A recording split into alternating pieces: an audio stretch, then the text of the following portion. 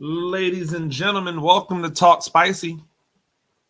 I'm Coach Gene Clemens. Thank you for joining me wherever you are joining me. Rate the show, comment, agree, disagree, but whatever you do, keep it spicy. 5-star ratings are appreciated. And if you're joining me on the YouTube channel, you know what to do. Like, subscribe, and subscribe. Come on, you know you want to do it. I remember when a long time ago, Notre Dame head coach that came from New England.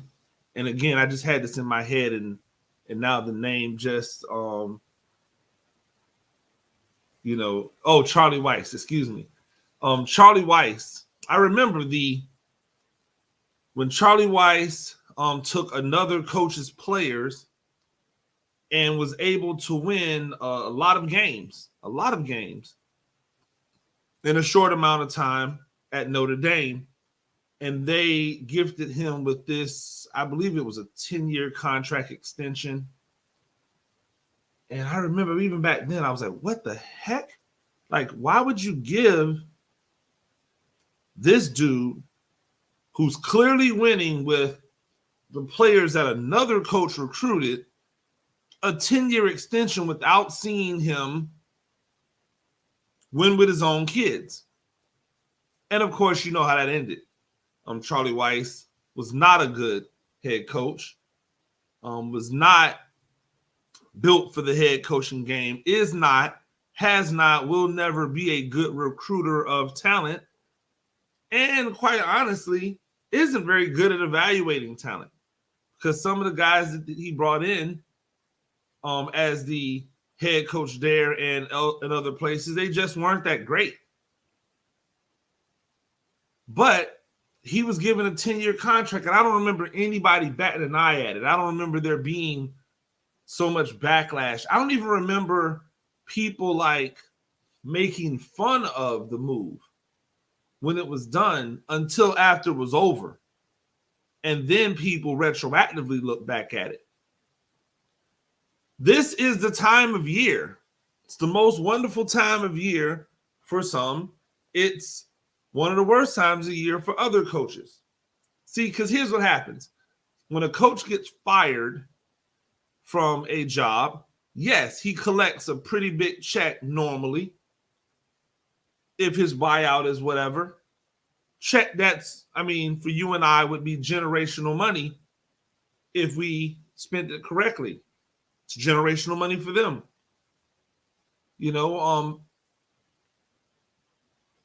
These coaches that are getting fired some of them don't ever necessarily have to work again at so much money we're talking about.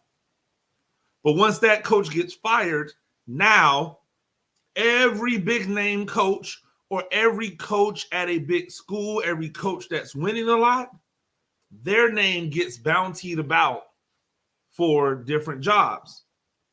And I always think it's interesting because most of those coaches have zero desire to go to that program because they understand the pressure that comes with that program. If you don't win at LSU in 2 to 3 years, you're getting fired. How do I know? They just fired a guy who won a national championship 2 years ago. That's how. So if you're not getting the job done in 3 years at LSU, they're getting you out of there. If you're not getting the job done at 3 years at Florida, they're getting you out of there. You know how I know?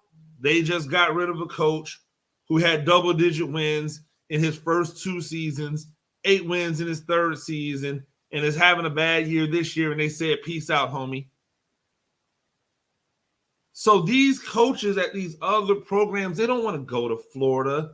They don't want to go to LSU, but they want Florida and LSU money. So what do? Hey, float my name out there. What does the media do? Yes, we'll put your name out there because we're a sucker for a good story as well. We want to have juice. There's something to do, right? No. Those coaches are then going to go back and say, hey, Mr. Athletic Director, President, Chancellor, whatever it might be of my school, this big name top of the line, historically great university wants me to be the coach. I'd rather stay here, make me an offer. And so comes the annual ritual of coaches getting contract extensions, a year, 2 years, 3 years, 4 years, 5 years, whatever, added on to a contract that they most likely will never see the end of, because at some point they're going to get fired or they're going to leave. Rarely do you see the coach that just retires from a program, especially today. Rarely do you see the coach that just retires. Usually they're leaving, they're getting fired. It's one of the two. So we get to watch all of these coaches get contract extensions. And that's great. They deserve to maximize their potential. When they're hot, you got to strike while the iron's hot. We've seen coaches not strike while the iron's hot, and then the iron got really, really cold. See Dino Babers. Things are going great. Syracuse, he has Syracuse rolling. Are you ever going to win big at Syracuse again? Probably not. He didn't jump, maybe. Maybe he didn't jump. Maybe he didn't have the opportunity to jump. I'm not really sure. At Syracuse to another upper echelon program, and now he's just holding on at Syracuse. He's doing a good job, and I guess that's great because maybe at Syracuse their goal isn't a national championship.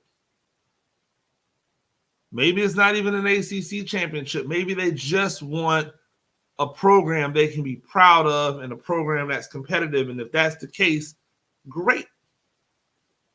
So we're seeing these contracts and these coaches maximizing their money, and it's great. No shade at all. But it's weird, right? Because this past weekend, the University of Michigan got waxed by Ohio State. They didn't get beat. They got waxed. There's no other way of saying it. And when they lost,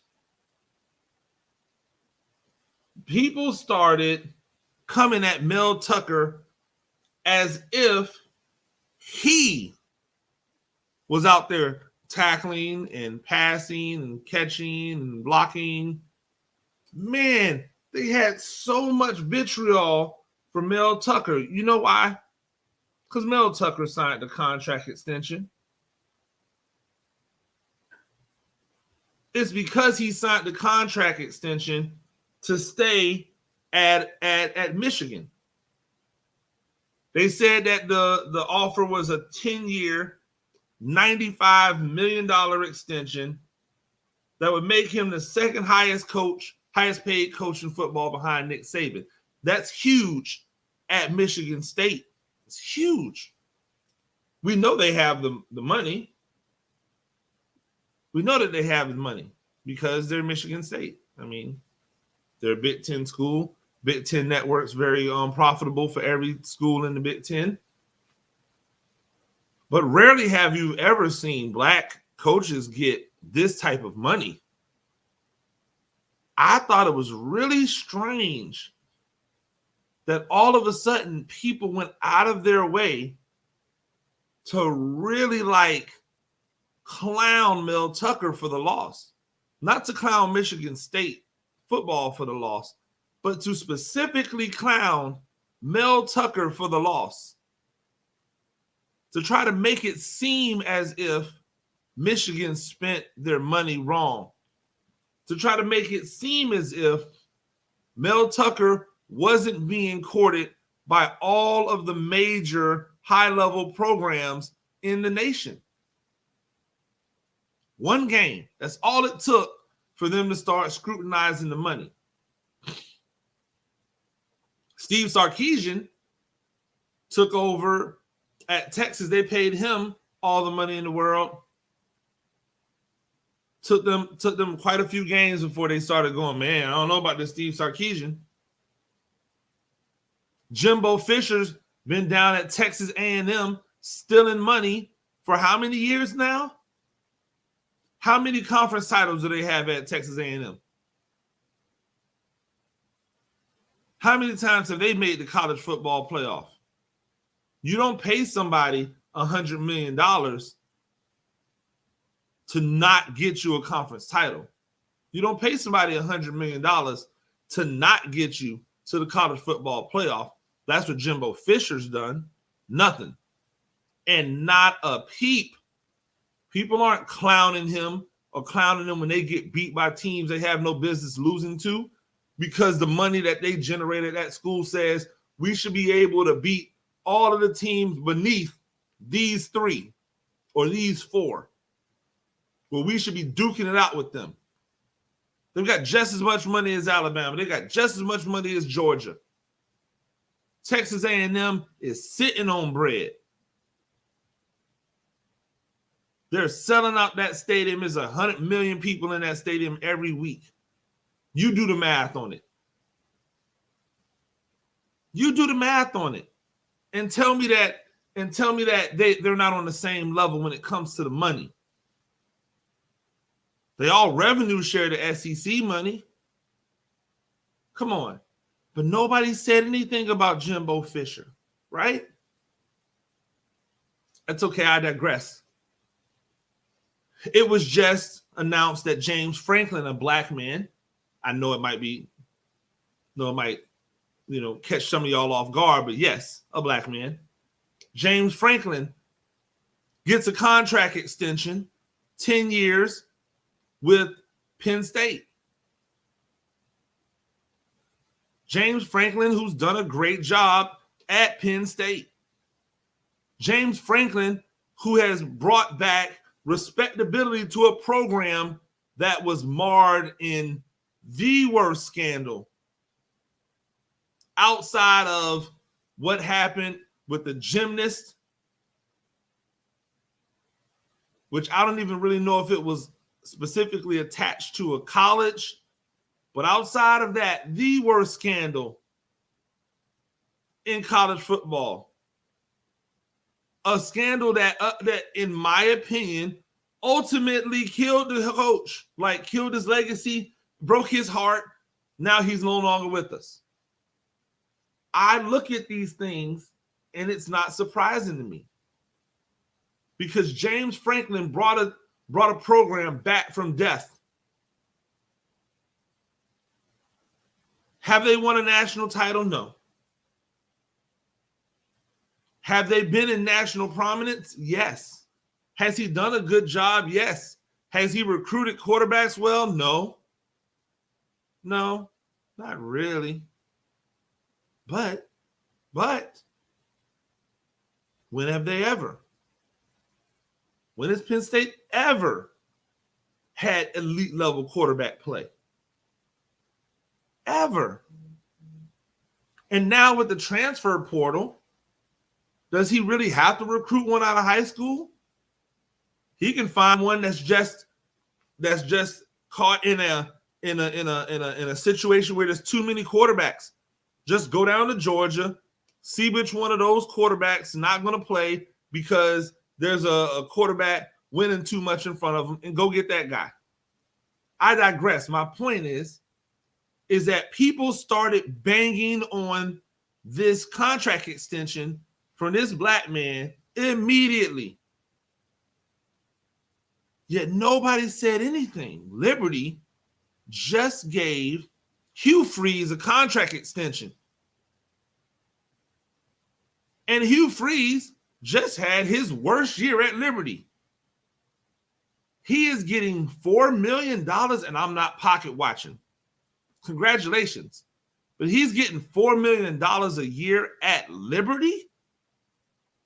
He's getting good mid-level to upper mid-level FBS money at Liberty. Nobody's saying a word. No scrutiny, no criticism. What has he won? Nothing. What has he done? Nothing. James Franklin had Vanderbilt relevant. James Franklin had Vanderbilt relevant. You probably don't even remember that Vanderbilt has a football team at this point. James Franklin had Vanderbilt relevant. And yet, he was bagged on, but not. Why is that? 2 black men get contract extensions that we've only ever seen white coaches get. We've only ever seen this from white head coaches. At the college level, at the pro level, we've only seen it from white head coaches. And both of those coaches immediately get scrutinized. I'm not here to make everything race baiting, but ladies and gentlemen, in case you haven't noticed, I'm a black man and my name is Coach Gene Clemens. So this resonates. It trickles down to me because it affects me directly. How many black coaches at the high level of whatever level they're at, whether it would be a club team, whether it would be a high school team, I'm talking football, college or pro, how many black men are at the upper echelon when it comes to pay? Right now, Mel Tucker, and I have to assume, I haven't seen the details of the contract, but a 10-year deal is pretty significant. And I'm pretty sure that James Franklin could have taken that LSU or that Florida job if he wanted it. 10 years, I'm assuming he must be in that upper echelon as well. And to me, there's applause there because that means there's progress there. Isn't that what we're trying to get to? The point where we don't think about color when these things happen? Well, the only way we're not going to think about color is if you make them commonplace. Number one, hire more black coaches. That'd be great because there's not a lot of them. Number two, once you hire them, pay them like you pay the white guys. It's really simple. Kirby Smart has won nothing at Georgia of significance. Nothing. Think an SEC title is what they brought Kirby Smart to Georgia to win? You're smoking crack. Kirby Smart doesn't win a national championship. It is a bust. Period. End. Do not pass go. Do not collect $200. If Kirby Smart does not win a national championship, it's a bust. They're paying him like he's Nick Saban. If Jimbo Fisher doesn't win a national championship, it's a bust. They're paying him like he's Nick Saban. We could go down the line. We can go down the line. You know what? If Dabo Swinney doesn't win another championship, eventually they're going to get him out of there. Why? Because they're paying him like a guy who is supposed to win national championships. They're paying him like Nick Saban. And ladies and gentlemen, if Nick Saban starts all of a sudden not winning championships, guess what? They're getting him out the paint too. So when these other guys are getting this Nick Saban money, but not winning championships, shouldn't guys that look like me get the same thing when they do a great job? Abso-freaking-lutely.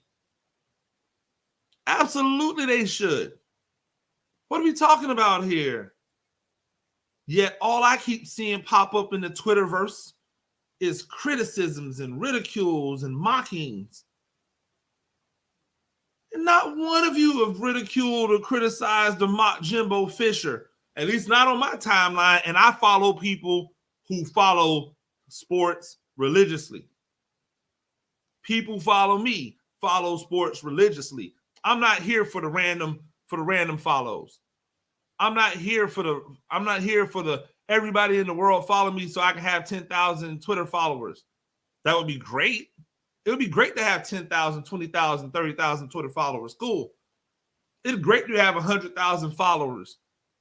If they're actually engaged and they bring something to the table, I don't want you to just follow me just to never listen or be engaged. That's no fun. I want engaged people. So the people that I follow and the people that follow me, they do sports. So it's not like I'm just seeing somebody that's ill-informed. These are informed people who are ridiculing and making fun of, but haven't said a word about.